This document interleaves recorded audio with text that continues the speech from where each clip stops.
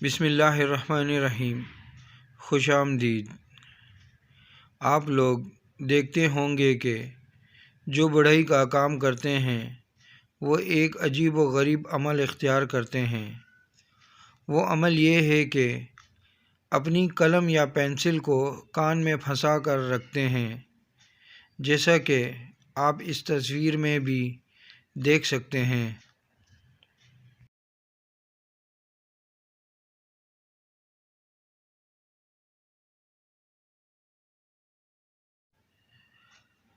اس شخص نے بھی اپنے کان میں قلم کو پھنسایا ہوا ہے۔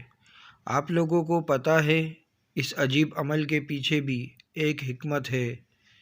میں نے ترمذی شریف کی حدیث پڑھی تھی کہ حضور صلی اللہ علیہ وآلہ وسلم نے کاتب لکھنے والے سے ارشاد فرمایا، قلم کو اپنے کان پر رکھو کہ یہ عمل لکھنے والے کو بھولا ہوا مضمون یاد دلانے والا ہے۔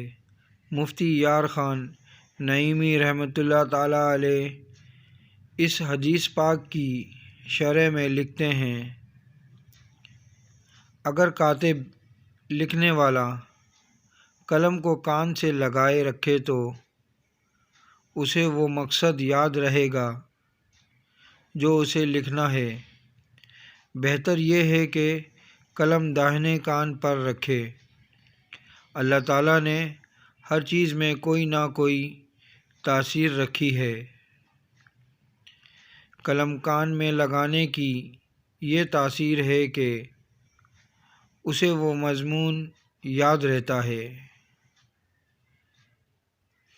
ویڈیو اچھی لگے تو لائک کریں، کامنٹس کریں، شیئر کریں اور میرا یوٹیوب چینل سبسکرائب کر کے بیل آئیکن کا بٹن دبائیں تاکہ ایسی اچھی معلوماتی ویڈیو آپ کو متواتر مل سکے۔